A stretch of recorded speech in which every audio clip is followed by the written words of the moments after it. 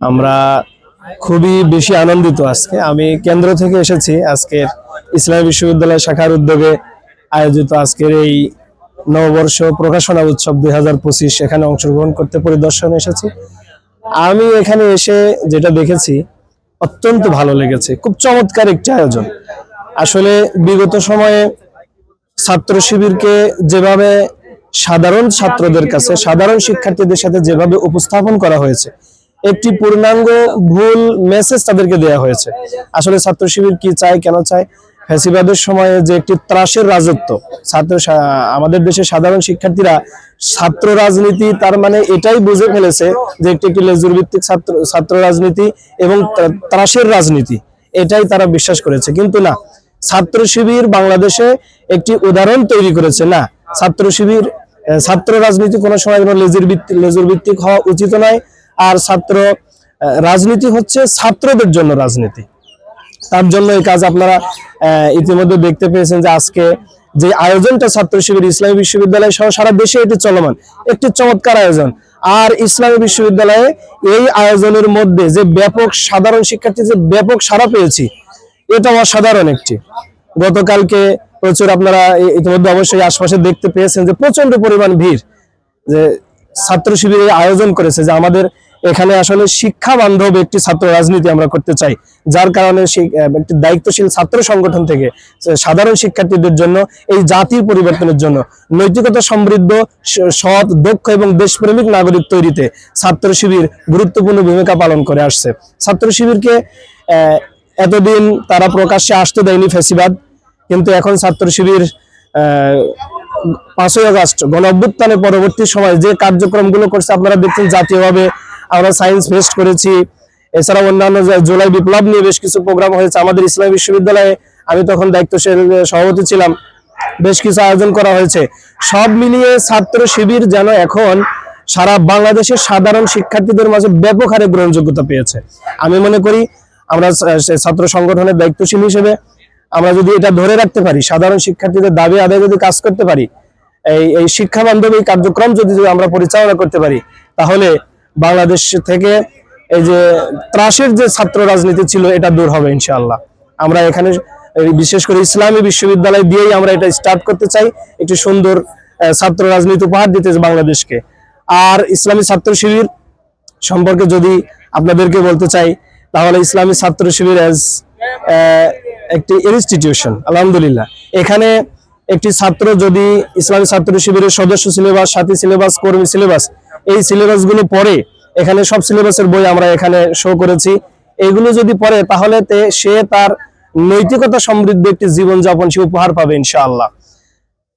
বাংলাদেশে অন্য কোন ছাত্র সংগঠনই আমার কাছে মনে হয়নি এরকম যে বাংলাদেশের সৎ, দক্ষ এবং দেশপ্রেমিক কোন নাগরিক, দেশপ্রেমিক কোন নেতৃত্ব উপহার দিয়েছে। কিন্তু আলহামদুলিল্লাহ ছাত্র শিবির এমন একটি সংগঠন, সেটা হচ্ছে ছাত্র শিবির এই দেশের সোনার ছেলেদের এই দেশ পরিচালনা করার জন্য সৎ, দক্ষ এবং দেশপ্রেমিক নাগরিক হিসেবে উপহার দিয়েছে আলহামদুলিল্লাহ। এবং ছাত্র শিবিরের রাজনীতি সম্পর্কে যারা জানতে চান, আমি মনে করি যে বাহিরের সমালোচনা না করে শিবিরকে জানার জন্য শিবিরের কাছে আসুন। শিবিরের যে সাহিত্য সম্ভার রয়েছে, এই সাহিত্য সম্ভারগুলো পড়ুন। আমি মনে করি যে ছাত্র শিবিরকে আপনারা জানতে পারবেন। আপনাদেরকে ধন্যবাদ জানাচ্ছি। যদি আর কোনো প্রশ্ন না থাকে। জি, আপনি একটা গুরুত্বপূর্ণ প্রশ্ন করেছেন। তো বিষয়টি হলো, আমি এর আগেও 5ই আগস্টের পরবর্তী সময়ে আপনাদের একটা সাক্ষাৎকারের বিষয়টি বলেছিলাম। আসলে শিবির যে রক কাটে, এই বিষয়টি ইতিপূর্বে আপনারা দেখেছেন যে একটা আদর্শকে ধ্বংস করার জন্য, বিশেষ করে এখানে মানে ইসলামকে নিভিয়ে দেওয়ার জন্য, ধ্বংস করার জন্য তারা পরিকল্পিতভাবে কিছু আমাদের ভাইয়েরা আমাদের বিরুদ্ধে এভাবে করেছেন। আমরা তাদের জন্য দোয়া করি, কিন্তু আসলে এর কোনো প্রমাণাদি নাই। শুধু এই হলুদ মিডিয়ার মাধ্যমে তারা এই ফ্যাসিবাদ সরকার এবং তাদের দোসররা এইটা ছাত্র শিবিরের বিরুদ্ধে এইভাবে আসলে তারা একটা বলতে পারেন যে গ্যাদারিং করার জন্য এগুলো ছড়িয়েছে আর কি। তাছাড়া কিছুই না। আপনারা যদি দেখতে পান, শিবিরের রক কাটার বিরুদ্ধে আজ পর্যন্ত কোনো আদালতে যদি একটি উদাহরণ দিতে পারেন যে রক কাটা, শিবির রক কেটেছে, এই আদালতে প্রমাণিত হয়েছে, তাহলে আমি মেনে নেব। কিন্তু আজ পর্যন্ত এগুলো কিন্তু কোনো প্রমাণিত হয়নি। এটা মানুষের মুখে মুখে ছড়িয়ে দিয়েছে শিবির সম্পর্কে। শিবিরের দিকে যাতে সাধারণ শিক্ষার্থীরা ধাবিত না হতে পারে, শিবিরকে যেন জানতে না পারে, একটি ভয়, একটি ত্রাস তাদের মধ্যে তৈরি করেছে। তাছাড়া আসলে কিছুই নয়। আমরা আমাদের সেই ভিন্ন মতবাদের যে সকল ভাইরা আছে, আপনি বলেন তাসনিম খলিল ভাইয়ের কথা, এছাড়া আরো যারা ভাই আছে বিভিন্ন বাম সংগঠন, আমরা সকলকে কাছে টানতে চাই। আমরা সকলকে সাথে নিয়েই এই সুন্দর একটি বাংলাদেশকে আমরা গড়তে চাই। এই বাংলাদেশকে সকল প্রকারের ফ্যাসিবাদ, সকল প্রকারের মিথ্যা, দূষণ সবকিছু দূর করে আমরা একটি সুন্দর বাংলাদেশ এই পৃথিবীর বুকে উপহার দিতে চাই। এই স্বপ্ন নিয়ে ছাত্র শিবির সাধারণ শিক্ষার্থীদের মাঝে কাজ করে যাচ্ছে। ছাত্রদলের সাথে আমি আরো ছোট করে আসলে ইসলাম বিশ্ববিদ্যালয় ছাত্রদলের সাথে ইসলাম বিশ্ববিদ্যালয় ঢাকা ছাত্র শিবিরের সম্পর্ক। জি অবশ্যই, এটা হচ্ছে বর্তমান সভাপতির সাথে কথা বলে ভালো হতো। তবে আমি যেহেতু সদ্য সাবেক, মাত্র 4-5 দিন আগে সাবেক হয়েছি, সে সম্পর্কে একটু বলতে পারবো। সেটা হলো জাতীয়ভাবে আলহামদুলিল্লাহ ছাত্র শিবির এবং ছাত্র দল বাংলাদেশের বৃহৎ দুইটি ছাত্র রাজনৈতিক একটি দল। তো সেই ক্ষেত্রে আমাদের সৌহার্দ্যপূর্ণ সুন্দর সুসম্পর্ক রয়েছে। তবে বিশ্ববিদ্যালয়টা আমি আলাদা করে বলতেই পারি, আমাদের বিশ্ববিদ্যালয়টা হচ্ছে অনন্য। আমরা সবকিছু করি একসাথে। আমাদের বিশ্ববিদ্যালয় ছাত্র দলের যিনি আহ্বায়ক রয়েছেন, আমাদের শাহেদ ভাই, সদস্য সচিব রয়েছেন মিথুন ভাই, এই ভাইদের সাথে আমাদের অসাধারণ সম্পর্ক এবং আমরা কাঁধে কাঁধ মিলিয়ে, হাতে হাত মিলিয়ে আমরা এই বিশ্ববিদ্যালয়ে এখন অবধি পর্যন্ত সকল কার্যক্রম চালিয়ে যাচ্ছি।